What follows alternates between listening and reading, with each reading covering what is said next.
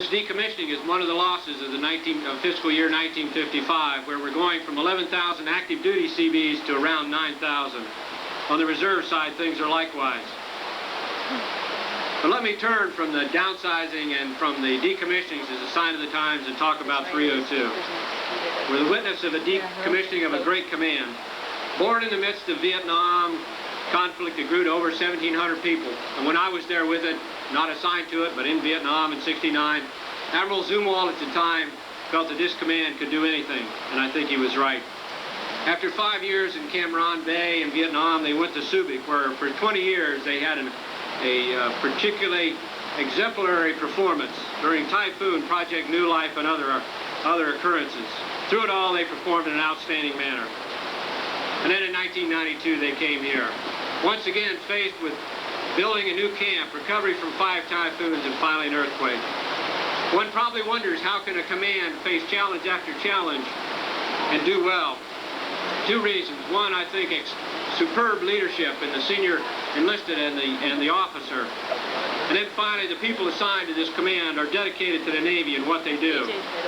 So for you on the field, as you decommission your command today, well done.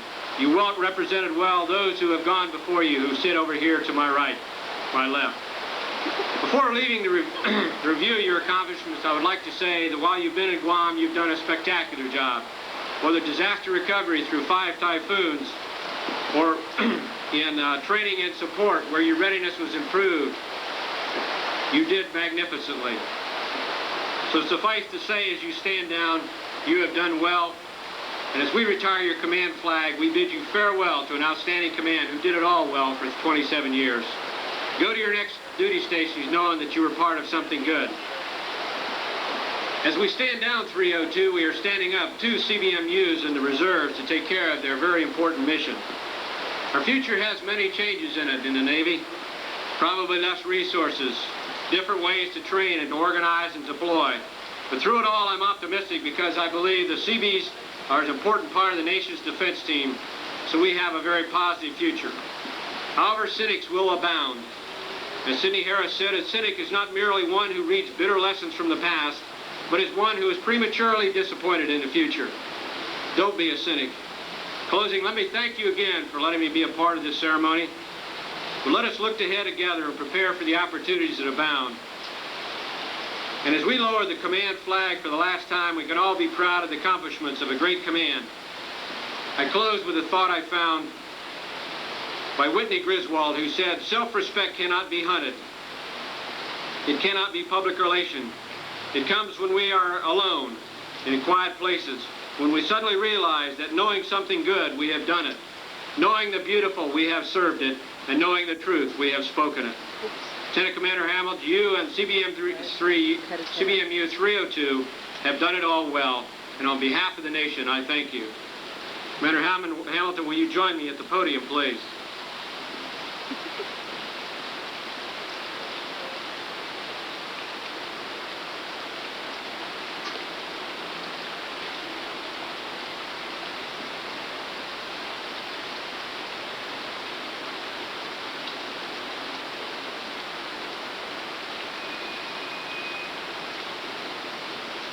We are awarding a Navy Commendation Medal, a Gold Star in lieu of a second award, to Sean Keith Hamilton, Lieutenant Civil Engineer Corps, United States Navy, for the services set forth in the following. For meritorious service while serving as Commanding Officer, Construction Battalion Maintenance Unit 302, from July 1992 to 1994.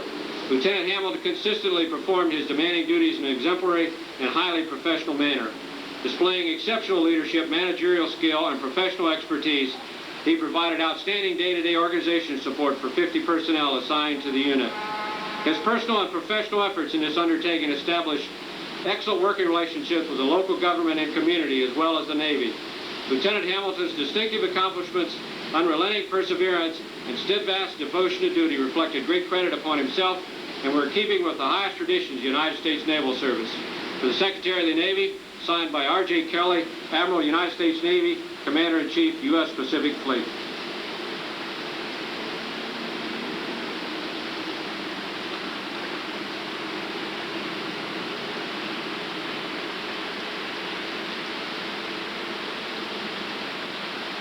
With pleasure, I now introduce Lieutenant Commander David C. Phillips.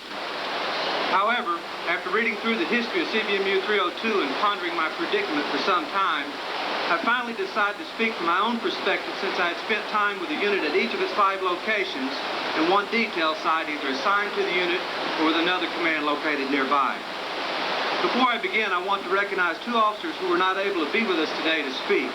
First of all, there's Commander Dutch Filbury, CBMU-302's second commanding officer, who cannot be here today because of health reasons, and Captain Wayne Tomiak, Admiral Nash's vice commander at PACDIV, whose youngest son is getting married today, and Mama thought it'd be better if he was at that one. Obviously, that's why I'm the speaker today, and it doesn't diminish my glee in being here. I certainly appreciate this. This is my first shot at doing something like this, and I couldn't ask to do it at a better time. Construction Battalion Maintenance Unit 302 was commissioned on 31 March 1967 and was initially homeported in Cam Ranh Bay, one of the busiest seaports in the Republic of Vietnam. In 1971, the unit changed its homeport to the Air Force Base at Bien Hoa, at that time the busiest airport in the world, conducting more takeoffs and landings than Chicago's O'Hare Field. A primary mission of CBMU-302 while in Vietnam was to support the Vietnamization program, and so to boost the effectiveness of Vietnamese male conscriptees during the long contingency, CBMU-302 Seabees built shelters so the conscriptees' families could live nearby. They also built advanced bases, runways, and roads. The superb service they rendered first in Vietnam and continuing until today in Guam is representative of the legacy of all Seabees everywhere, helping others no matter what the challenge. And yet, ever since the unit's early days in Vietnam, in addition to completing building projects, CBMU-302 has had an even more important mission. That mission is building Seabees, and for 27 years, build them well, it did. The great automobile manufacturer Henry Ford once said, "I could use 100 men who don't know there's such a word as impossible." And he would have loved to have even a few of the Seabees from CBMU-302, for they truly exemplify the finest level of the famous Seabee can-do spirit. But building Seabees takes leadership, and CBMU-302 was fortunate to have had an outstanding leadership from a full procession of commanding officers, including several Civil Engineer Corps superstars. If I'm stammering around here, it's because the rain is kind of melting all the words into a big blob. The first such superstar was Lieutenant Commander Dutch Filbury, who went on to become the first LDO commander in Civil Engineer Corps. He was also a mentor for hundreds of young officers that attended the Civil Engineer Corps Officer School in Fort Hueneme, California, and also a leader who built Seabees. Another well-known former CO of 302 was the late Lieutenant Commander Sam Williams, a true trailblazer in the Civil Engineer Corps.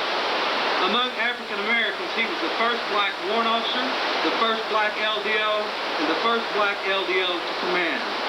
He, too, was a builder of Seabees. Then there was Lieutenant Wayne Tomiak, who was with 302 while they were in Vietnam. He returned with the unit to Fort Hueneme for its planned decommissioning, but instead of merely being 302's last Delta Company commander, he became its next commanding officer. And after a brief 2-month homeport in which the unit drew down to the commanding officer and 8 enlisted personnel, he took the unit to its new homeport in Subic Bay, Republic of the Philippines. Time does not permit the telling of all the accomplishments of officers like Commander John Wyman, who is also here with us today and is now Admiral Nash's operations officer, and Lieutenant Commander Keith Hamilton, the unit's present commanding officer, but they too belong to CBMU-302's Hall of Fame. All of these leaders believe in helping others and in building Seabees.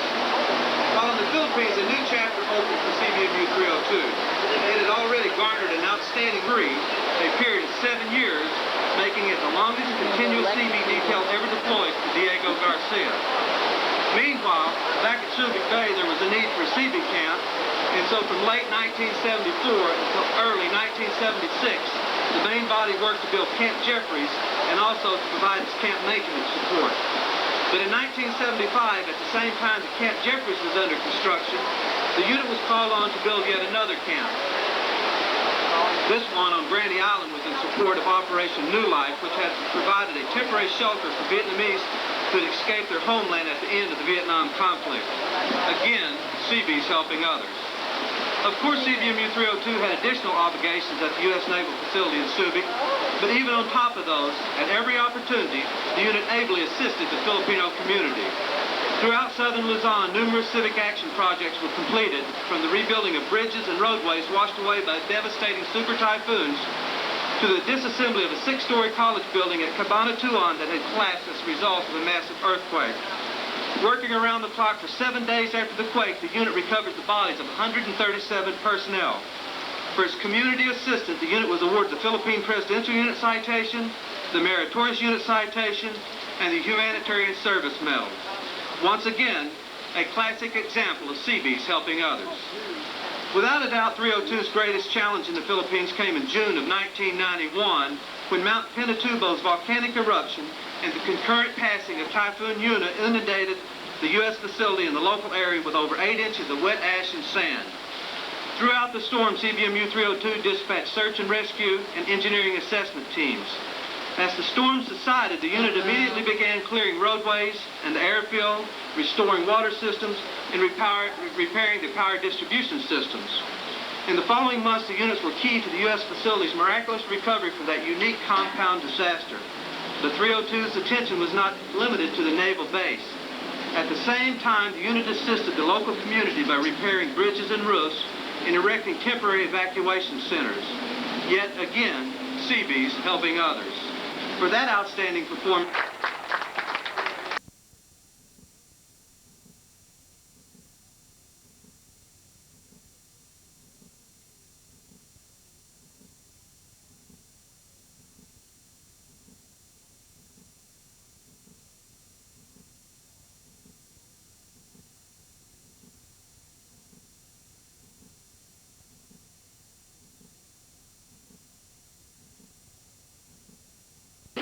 I now introduce Lieutenant Commander S. Keith Hamilton, Commanding Officer, Construction Battalion Maintenance Unit 302. I apologize for the weather here today, but I promise you I had absolutely nothing to do with it. I will, if you bear with me, try and edit my remarks on the fly and keep them as brief as I am able. Rear Admiral Christensen, Rear Admiral Nash, Captains, Commander Smith, fellow commanding officers, Commander Wyman, a former commanding officer of CBMU-302, CB Betty, veterans of Naval Construction Battalion 25, distinguished guests, men and women of Construction Battalion Maintenance Unit 302, and Naval Mobile Construction Battalion 1, ladies and gentlemen. I'm truly honored to stand here today as the last commanding officer of CBMU-302. I have been richly blessed to have had the opportunity to be associated with a unit so rich in its heritage and so distinguished in its accomplishments. Today is a particularly solemn occasion for me. I know that our experience is not unique. All across our military today, units are decommissioning, commands are disestablishing, and bases are closing. But I would like to share with you just a few thoughts from my own perspective. I have not relished the task of decommissioning this battalion. And those of you who have served aboard ships or submarines in aviation squadrons and battalions may know, and as those of you who have commanded such units I'm sure will understand, CBMU-302 has become an integral part of me. For those of us who have served in her, she is so much more than just a command, just another tour of duty. We have poured out our hearts and souls to make her what she is, to accomplish the mission. And she, in return, has strengthened our character, solidified our resolve, made us more capable professionals, ready to respond whenever Seabees are called. So we have made her, and she has made us. She is as much a part of us as we are of her. And so this is a very painful process, letting go of something that you love. But we live in times of great change, and we must change with them. We must acknowledge that more important than the fate of any one unit is the shape and readiness of our total military force. And so we accept this passage with sadness and regret, but also with hope and conviction that as a result, the Naval Construction Force will be better able to adapt in these times of reduced resources and changing requirements, and so remain a small but capable part of our national defense. I feel a tremendous sense of responsibility today, for in this ceremony I am not just representing the brief period of history during which this unit was under my command, but I find myself in the humbling position of trying to adequately recognize the remarkable 27-year history of this outstanding unit and the thousands of Seabees which have passed through her ranks.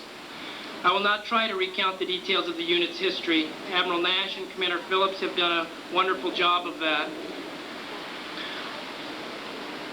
I will simply mention that 302's efforts in so many areas through construction and maintenance support in disaster recovery and civic action assistance have been widely acknowledged, and they're a central part of the contribution that the unit has made wherever it's been.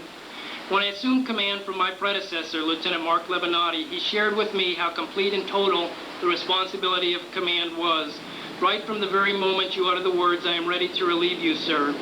He went on to describe to me how the very night of his change of command, a 7.6 earthquake struck in the Philippines. 302 was tasked to dismantle and recover bodies from the collapsed college in Cabanatuan City, and his tour as commanding officer was off and running. There were no disasters on the night of my change of command. In fact, we had a relative calm for the first month of my tour. But then, just 1 month into my tour, on 28 August 1992, Typhoon Omar struck Guam. We shifted into high gear for recovery operations, and from that day forward until this, we have not slowed down one bit. As I reflect on the last 2 years with 302 here in Guam, there are so many images etched so indelibly into my memory.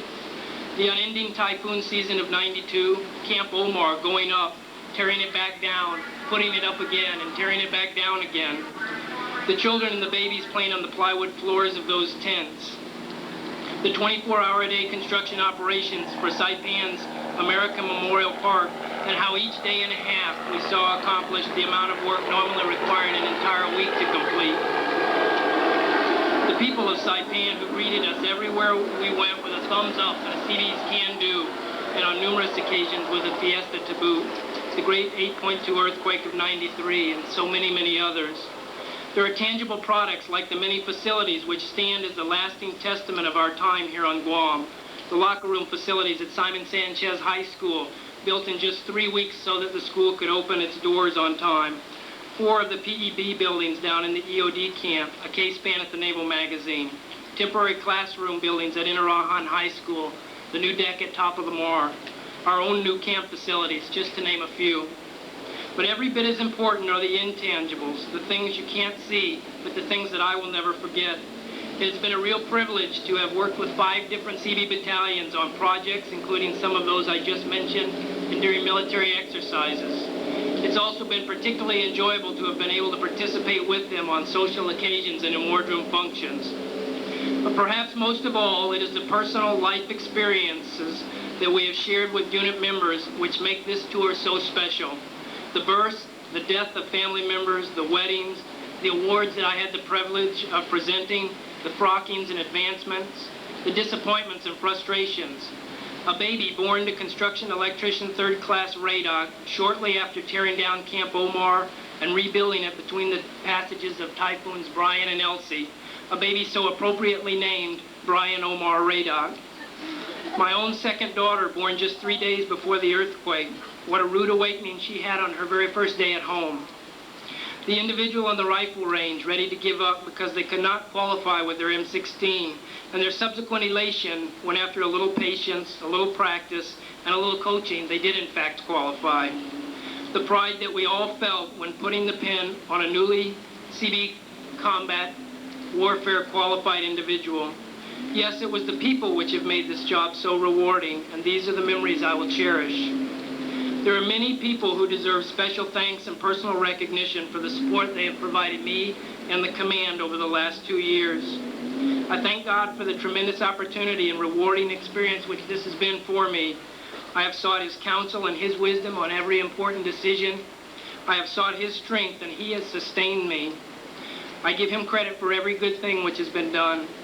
Time does not permit me to name every deserving individual today, but please permit me to name just a few. First and foremost, I would like to express my heartfelt love and appreciation to my wife, Pam. Those who know my work habits will agree she is the most patient and understanding wife that a man could ever hope for.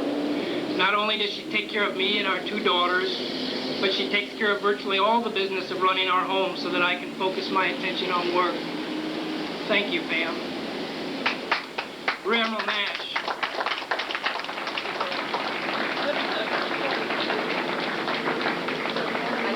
I know that it was especially difficult for you to be here today, but your presence has meant a lot to me and to the of CBMU-302. Thank you, sir, for your support.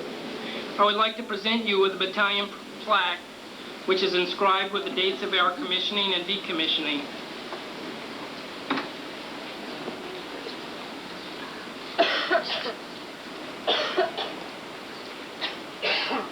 CB Betty, no CB function is complete without your presence.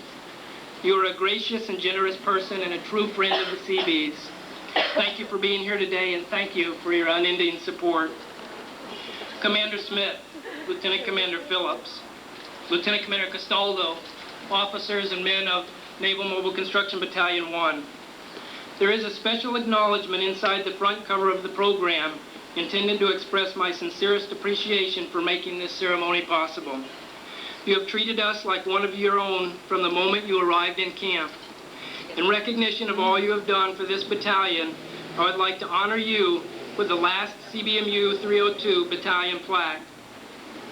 The inscription on the plaque reads, "To the first and finest, for outstanding professionalism and unparalleled support during our decommissioning, 22 July 1994. Commander Smith, with your permission, sir, I would ask that Lieutenant Commander Phillips accept this plaque on behalf of your battalion.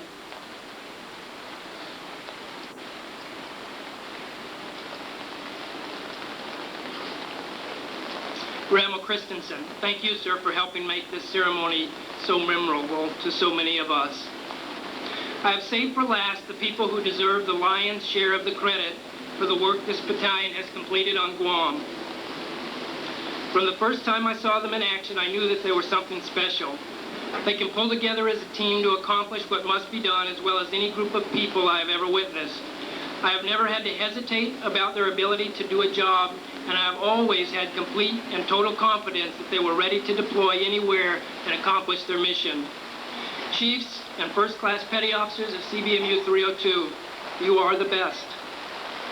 You are the backbone of our unit, completely reliable, absolutely dedicated, and totally professional.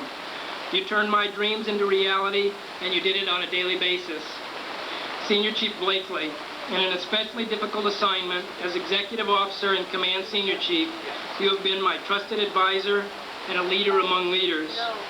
Chief Vance, as Bravo Company Commander and Mr. Collateral Duty, you have done everything, and you have done it well. Chief Kreiner, as Supply Officer, I would have lost my sanity without you.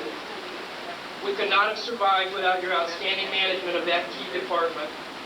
Chiefs Dyke and Magistrato, who have already detached. Between them, they carried the weight of the battalion, moving out of Subic Bay and reestablishing it here in Guam. And to all the rest of you, whom I will refrain from naming individually, thank you for everything. CBs and families of CBMU-302, I have penned a personal note to you on the back cover of our program. I will not read it now because it is too emotional for me to do so. I hope you all know by now that I think the world of you. On my desk, I have a brass plate which reads, "Notice to all crew members, no task will be evaded merely because it is impossible, the captain." But I never had to refer my crew to this statement. Time and time again, I called on them to do what surely seemed impossible. And time again, without hesitating or even batting an eye, they rose to the challenge and accomplished the task. These are CBs which do not know the meaning of the word impossible. They have made the impossible seem routine, and I have come to expect no less of them. The psalmist has said, "As for man, his days are like grass. He flourishes like a flower of the field. The wind blows over it, and it is gone, and its place remembers it no more." How true it is that man soon forgets even that which he considers so good once it has left his presence. But I will not soon forget these people, nor will I forget this battalion, for those of us who have served under the colors of CBMU-302 are forever bound by the cherished memories we share.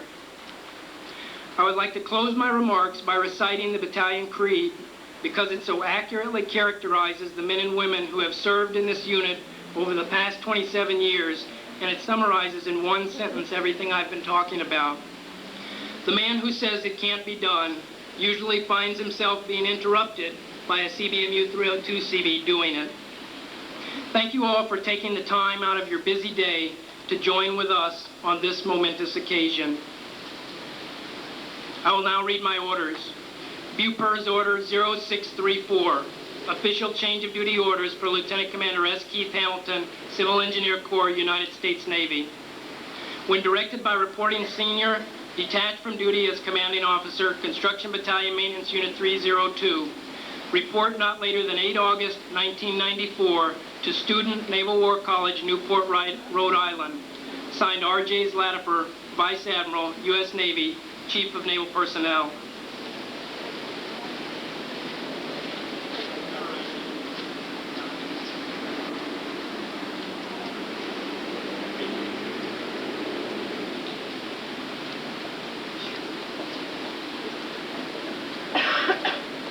Ladies and gentlemen, the battalion's equipment will now convoy off the parade grounds, signifying the departure of the battalion's assets.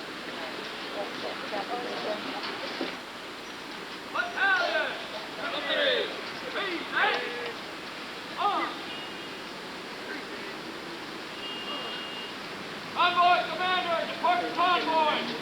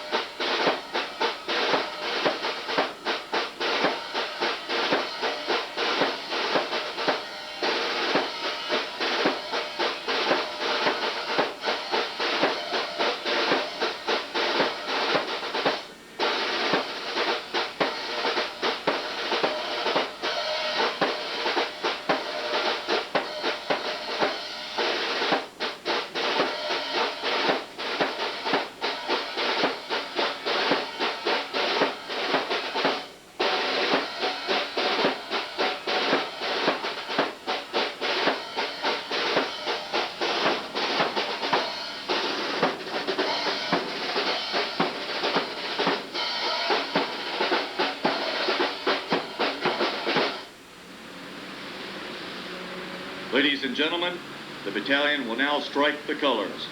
Throughout history, military units have carried distinctive organizational colors, representative of their pride and accomplishments. These colors were prominently displayed at times of peace and at the forefront of unit battle lines. History records epic struggles in which brave men fought tenaciously to the death to keep their colors flying. Though times have changed, the significance of the organizational colors remains with us. The decommissioning of the battalion is symbolized by striking the command's colors and retiring the ensign, which was flown at the command headquarters in Camp Covington, Guam.